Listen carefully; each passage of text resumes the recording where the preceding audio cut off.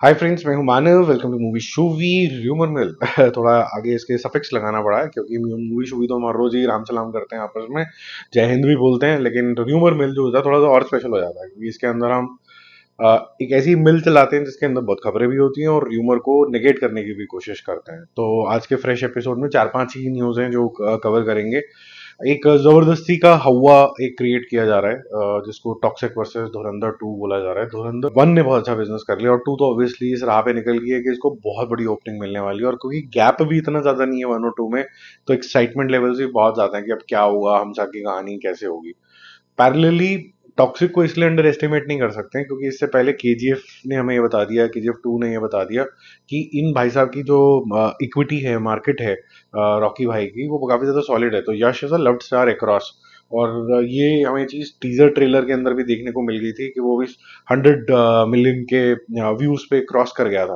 तो ये दूसरी बार हो रहा है उनके साथ। केजीएफ 2 के बारे में भी यही हुआ था और फिर टॉक्सिक के टीजर ट्रेलर जो भी है आया इसमें भी यही हुआ। तो बड़ी clearly there are lot of people who are interested in this content, चाहे वो ए रेटेड था या जो भी था। कईयों को वो एकदम पॉन टाइप लगा, लेकिन जो भी था वो स्टाइलाइज तरीके से प्रेजेंटेशन हुई है। मुझे नहीं लगता कि उसको इतना क्रिटिसिज्म मिलना चाहिए था जितना मिला है। वो मैंने अपने रिव्यू के टाइम पे भी बोला था, अननेसेसरी था वो, क्योंकि उस टाइम धुरंधर का सबको पागल बनाया हुआ था। और मेरे हिसाब से धुरंधर बहुत ही फैंटास्टिक पिक्चर है, लेकिन अगर हम ये बोले कि इसके आगे कुछ हो ही नहीं सकता, गड्ढा खोद के बस आत्महत्या कर लो, ऐसा भी कुछ नहीं करा भाई। अच्छी पिक्चर है, एक अच्छा टेम्पलेट है। इसकी वजह से कोई स्पाई यूनिवर्स इसका मतलब ये नहीं हो गया कि भाई गड्ढा खोदो। मैं एक सेंसिबल बात कर रहा हूँ, जिन जो समझदार लोग हैं मूवी शूगिन से, उनको समझ में आएगी कि जब भी आप कोई डिसीजन लेते हैं, at that moment the decision is right. जब कभी वो पिक्चर चली गई उस टाइम पे जो समा था उसकी वजह से चल गई। तो फॉर एग्जाम्पल, जब कभी स्पाई मूवीज आई आपको पसंद आई, और अब क्रिटिसाइज करना क्योंकि शायद ऑडियंस ने बहुत कुछ वैसा देख लिया, उन्होंने इवॉल्व नहीं किया, तो अब जो रीसेंट टाइम है आप उसका क्रिटिसिज्म कर सकते हैं।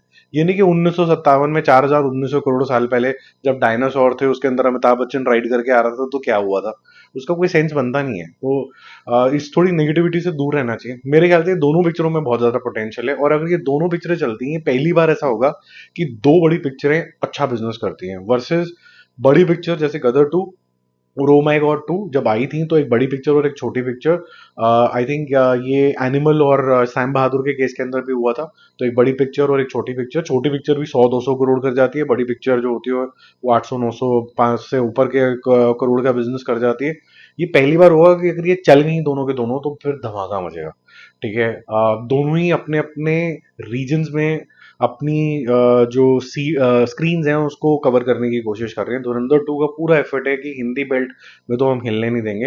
हालांकि जो ए ठंडानी साहब हैं वो भी पूरा जोर लगा के बैठे हुए हैं कि मैं अपनी हिंदी बेल्ट की पिक्चर की जो है मतलब ऑलमोस्ट माँ बहन कर दूंगा, लेकिन मुझे टॉक्सिक लगानी है यहाँ पर। तो बिजनेस का मामला है, ठंडानी साहब अपना नुकसान क्यों करेंगे। तो ठंडानी साहब उसमें लगे हुए हैं, और उन्होंने एटलीस्ट जो तेलुगु मार्केट में जिसने राइट्स लिए हैं उसने कम से कम ये सिक्योर कर लिया है कि 40 करोड़ रुपए का एक मिनिमम कमिटमेंट टाइप से आ गए, जो कि है कमीशन बेस्ड ही। ऐसा नहीं है कि 40 आ ही गए, ये गलत इंटरप्रिटेशन है इसकी। इसलिए ये र्यूमर मिल इंपॉर्टेंट हो जाता है। लोग सोचते हैं 40 करोड़ सिक्योर हो गए, it is still commission based. अगर ये पिक्चर लुढ़की और ये 40 करोड़ के एंगल में नहीं पहुंचे, विच इज 50-50% शेयरिंग, यानी कि अगर 80 करोड़ था तो 40 मिलते हैं इनको, अगर इन्होंने 50 ही किया तो 25 ही मिलेंगे, अब 40 ना मिलेंगे। ठीक है, तेलुगु मार्केट में, एपी तेलंगाना में 40 इज अ रिस्की प्रोपोजिशन, क्योंकि ये जो आर्टिस्ट हैं ये बहुत बड़े आर्टिस्ट हैं कन्नड़ा मार्केट के अंदर और हिंदी बेल्ट के अंदर काफी मशहूर हो गए हैं। तो वहां पर 80 करोड़ रुपए करने होंगे तो 40 करोड़ रुपए सिक्योर होते हैं। ठीक है, पीवीआर के साथ ये डील हुई है। धुरंधर के साथ इंटरेस्टिंग चीजें ये होती जा रही हैं कि इसको जीसीसी और यूएई वगैरह काफी सारी गल्फ कंट्रीज वगैरह ने बैन किया था, ये वहीं पर ही ट्रेंड कर रही है। नेटफ्लिक्स तो हर जगह रिलीज कर देता है, तो ये वहां पर लोग देखने लग गए हैं, उनको जानना है क्या था ये। ठीक है, बहुत से लोग इनको डाउनलोड कर लेते हैं, हर पाकिस्तानी ने डाउनलोड करके देख ली, जबकि आपको पता है कि वहां पर कोई भी पिक्चर, इंडियन पिक्चर जो है वो रिलीज नहीं होती है, लेकिन वहां सब देख रहे हैं। तो एक एलओएल मोमेंट होता है ना कि मतलब रिलीज ही कर देते, फिर जब वहां देख ही ली लोगों ने इवेंचुअली ओटीटी के ऊपर, तो क्या ही बचा। तो जो बैन है ये भी पॉलिटिकल रीजन से सिर्फ फार्स है हर कंट्री का। एक अजीब सा बस तमाशा बना लेते, देखो हमने इस कंट्री को सपोर्ट किया, वो किया।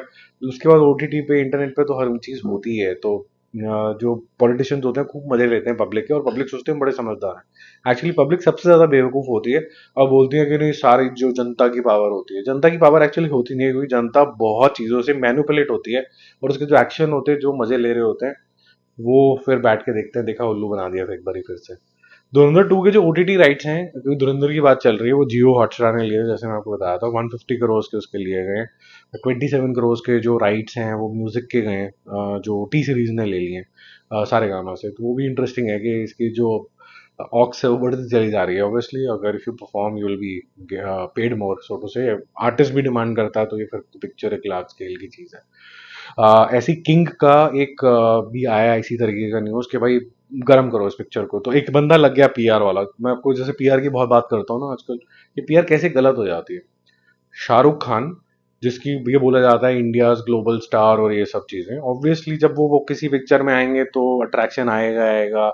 ये बेवकूफ़ों वाली बात है कि कौन बड़ा स्टार है, प्रभास है, ये पता है शाहरुख खान है। मतलब अगर हम इस तरीके से देखेंगे, इंडिया का नाम बाहर ज़्यादा किसने रोशन किया, ठीक है, प्रभास भी कम नहीं है। मैं इंडिया की ऐसे उसको डीमीन नहीं कर रहा हूँ, लेकिन शाहरुख खान है, लॉन्जेविटी देखो उसकी।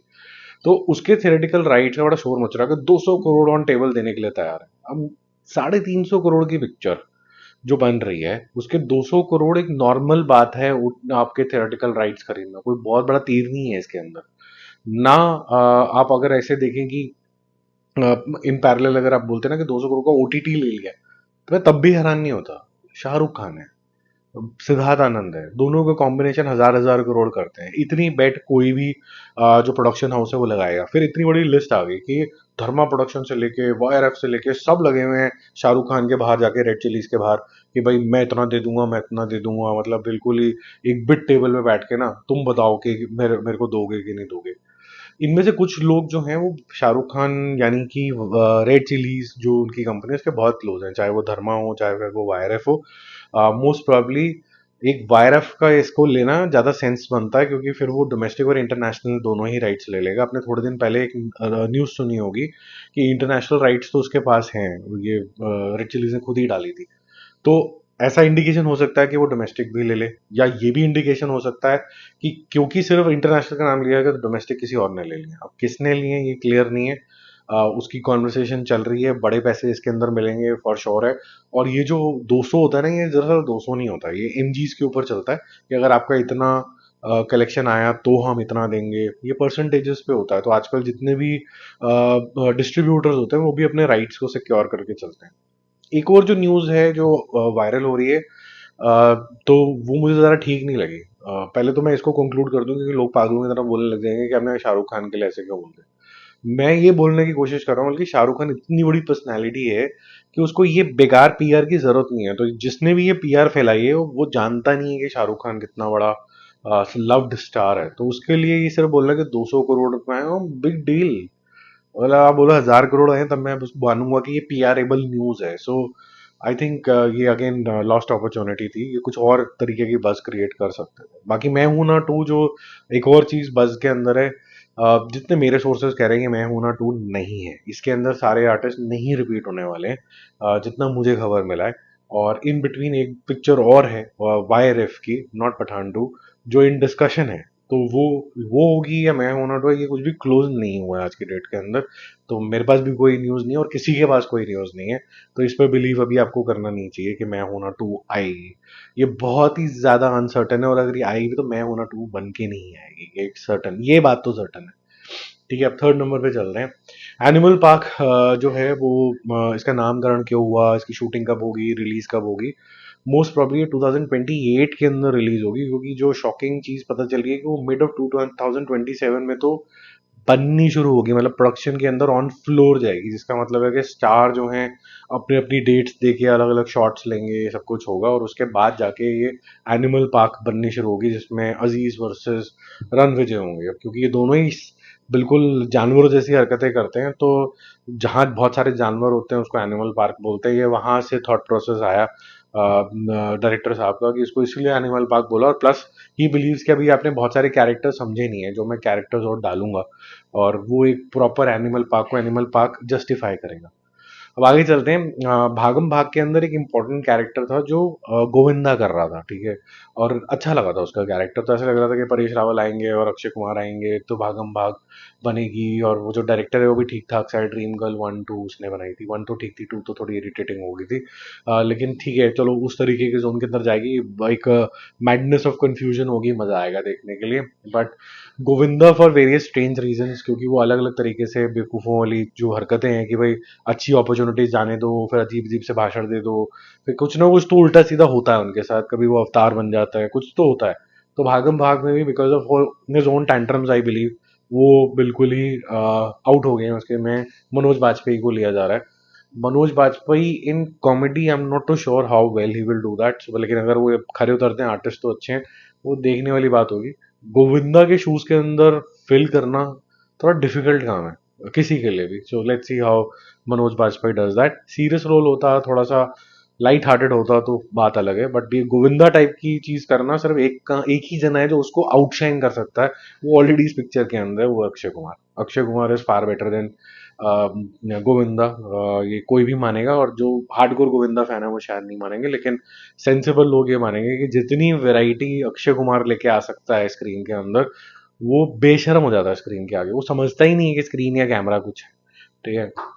अब लास्ट खबर के बारे में बात करते हैं। वाराणसी के लिए एक चीज तो बहुत अच्छी है, और ये मैंने बहुत बारी रिपीट करा है कि जितना बड़ा डायरेक्टर राजामौली नहीं है, उससे बड़ा डायरेक्टर डायरेक्टर नहीं, वो मार्केटर है। वो मार्केटिंग की तरह सोचता है, वो पिक्चर को एक्शन की तरह सोचता है। उसने खुद एक्सेप्ट भी किया है कि मेरे को, मैं एक्शन डायरेक्टर हूँ तो मैं एक्शन की तरह सोचता हूँ। और सीन्स भी मैं उसी तरीके के लार्जर देन लाइफ इसलिए बना पाता हूँ क्योंकि मैं सोच रहा हूँ कि इसके अंदर एक्शन कैसे ठूसा जाए, इसके अंदर कलाकारी कैसे करी जाए। आदमी सीधा पानी से बचाने नहीं आएगा, वो एक इधर से लटक के आएगा, इधर से लटक के आएगा, कुछ ना कुछ कलाकारी होनी मांगता है। तो अब ऐसा इंसान बोले कि मैं रिक्रिएट कर रहा हूँ कि रामायण में क्या हुआ होगा, तो ऑब्वियसली आप बोलोगे कि ताली बजाने के लिए रेडी रहो, बिकॉज उसका विजन ही इस तरीके का होगा। क्योंकि जिस तरीके का स्क्रीन प्ले वो सोच पाते हैं, जो उसका प्लस पॉइंट है राजामौली का, वो वैसा मजा आ जाएगा देख के। तो आधे घंटे का सीन तो पूरा रामायण से लिया गया। अभी अच्छी बात है, जो चीजें हमारे हिंदू कल्चर के बारे में ज्यादा नहीं बातें होती थी, वो अब होने लगी, चलो बढ़िया बात है।